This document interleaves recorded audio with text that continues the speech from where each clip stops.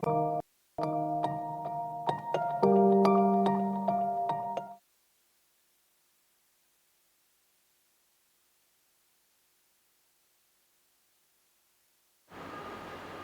Everyone, public, आज हम लोग आज के इस वीडियो में देखेंगे पब्लिक डीपीपी 5 का solution, unit and measurement unit and dimension का डीपीपी 5 का आज हम लोग सॉल्यूशन देखेंगे पब्लिक। ठीक है, तो चलिए हम लोग डिस्कशन स्टार्ट करते हैं। आज का डीपीपी में क्या है।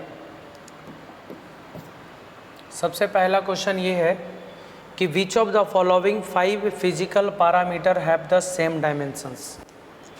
ये जो 5 फिजिकल पैरामीटर है, इनमें से किसका डायमेंशन सेम है। तो आपको एक एक करके सारा डायमेंशंस याद करना होगा। जैसे सबसे पहला टर्म है एनर्जी डेंसिटी, सबसे पहला क्वांटिटी है एनर्जी डेंसिटी। और मैं बता दूं कि एनर्जी डेंसिटी के लिए फॉर्मूला जो होता है वो होता है एनर्जी बटा वॉल्यूम। एनर्जी डेंसिटी के लिए फॉर्मूला होता है एनर्जी बटा वॉल्यूम, और एनर्जी का डायमेंशंस होता है ml² T-2 और वॉल्यूम का होता है L⁻3। 2 को कट जाएगा, 1 को बचेगा, ml-1 T-2। याद हो गया। एनर्जी डेंसिटी का फॉर्मूला एनर्जी बटा वॉल्यूम, और एनर्जी का डायमेंशंस होता है पब्लिक ml² T-2 और वॉल्यूम का होता है L⁻3।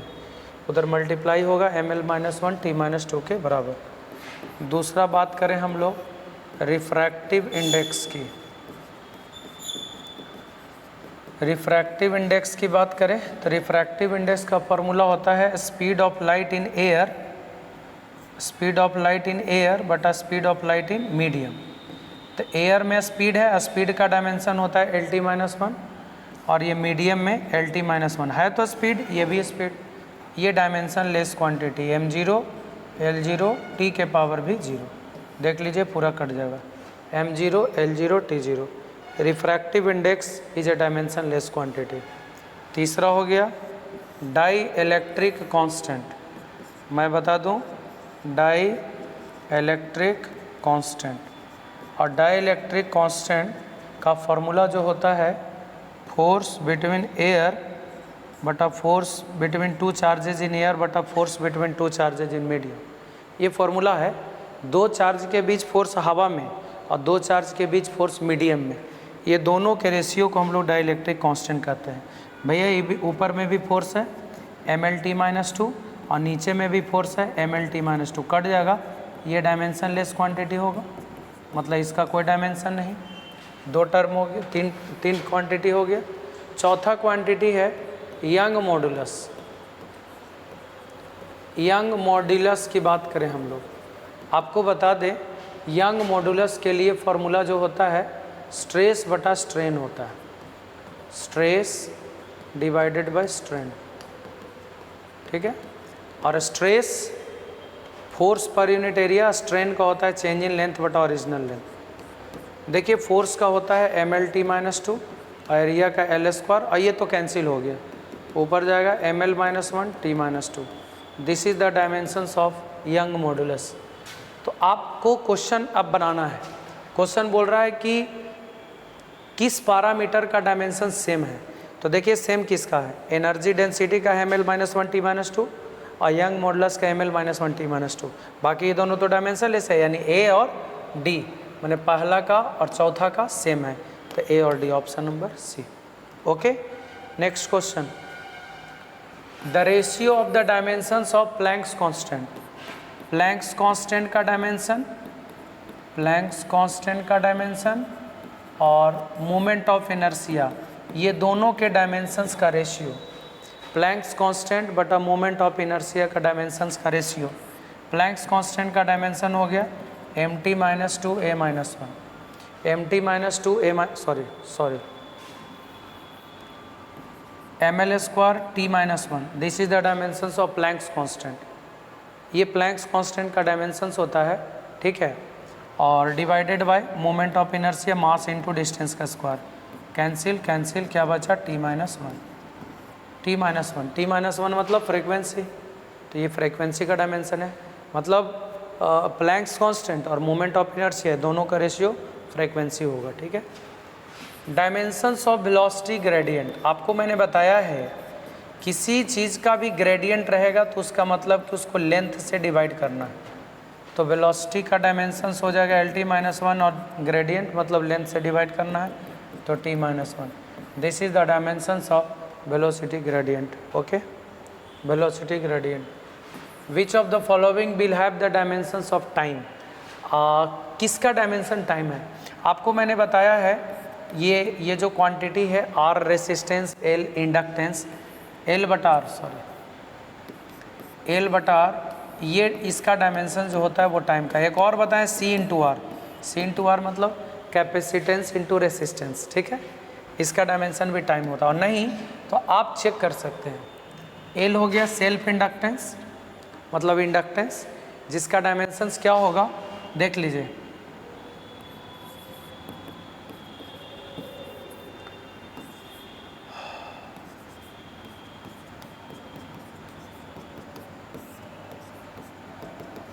ml² T-2 A-2। This is the dimensions of self inductance मतलब L का डायमेंशंस हो गया, इंडक्टेंस है ये ml² T-2 A-2, ठीक है।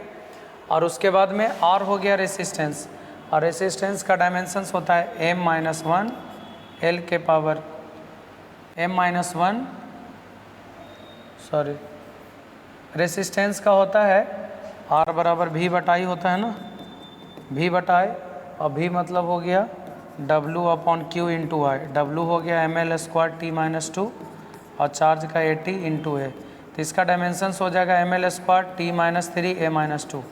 This is the dimensions of resistance. आप देख लीजिए, आपको बताया गया होगा रेसिस्टेंस का डायमेंशन ml² T-3 A-2 और ये इंडक्टेंस का डायमेंशन ml² T-2 A-2।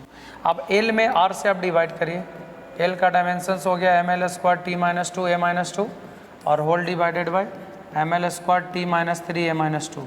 देखिए कैंसिल कैंसिल कैंसिल, ऊपर जाएगा तो T बचेगा, टाइम आया ना। तो आप निकाल सकते हैं, आप चारों निकालिएगा तो टाइम यही आएगा L बटा R। एक और चीज़ याद रख लीजिए, C इंटू आर का भी डायमेंशन टाइम के डायमेंशंस के बराबर होगा। C इंटू आर, C हो गया आपका कैपेसिटेंस और R हो गया आपका रेसिस्टेंस।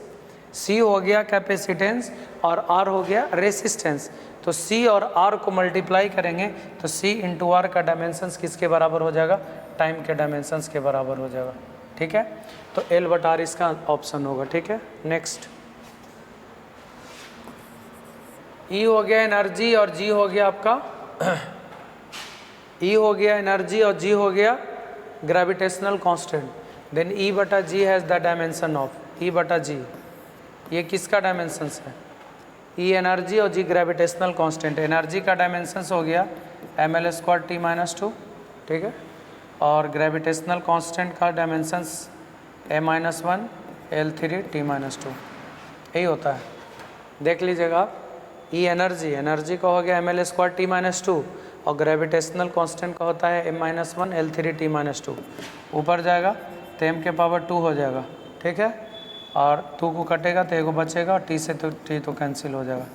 m² L-1 T के पावर 0, ठीक है ना, ये हो जाएगा डायमेंशंस, ठीक है, E बाई G का dimensions. Next, half epsilon not into E² का डायमेंशंस। देख लीजिए, इसका डायमेंशंस आपसे पूछ रहा है वेयर इप्सिलॉन नॉट, ये लिखा हुआ है परमिटिविटी ऑफ फ्री स्पेस इसको कहते हैं।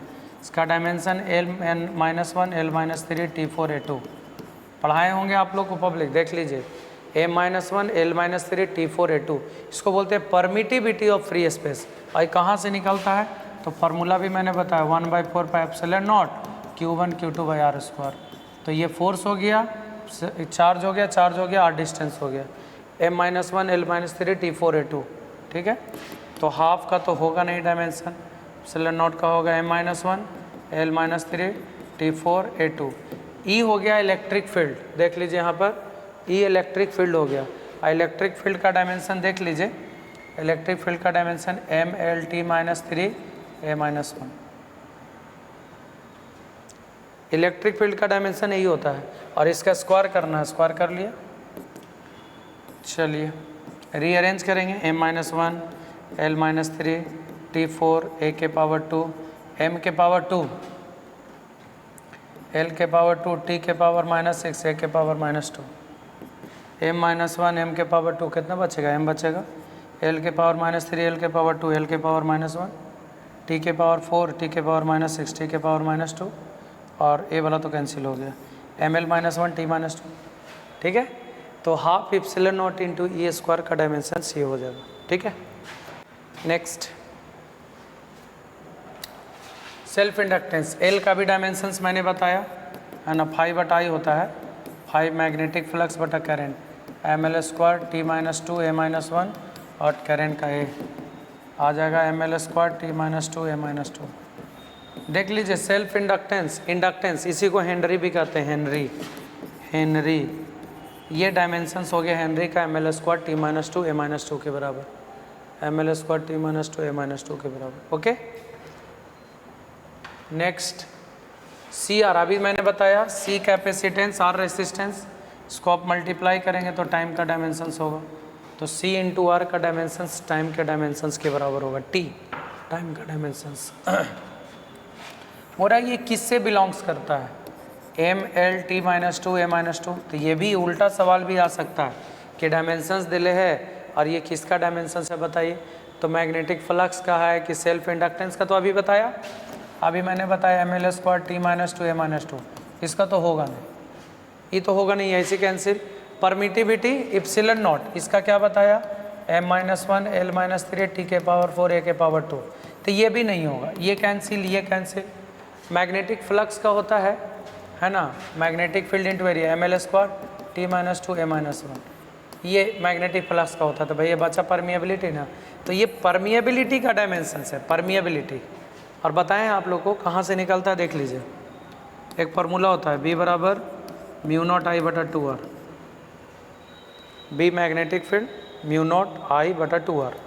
अब μ0 का डायमेंशन निकालना है तो क्या हो जाएगा, 2BR/I, 2 का डायमेंशन होगा नहीं, B मैग्नेटिक फील्ड है MT -2 A -1, MT -2 A -1, R length हो जाएगा, करंट का A हो जाएगा।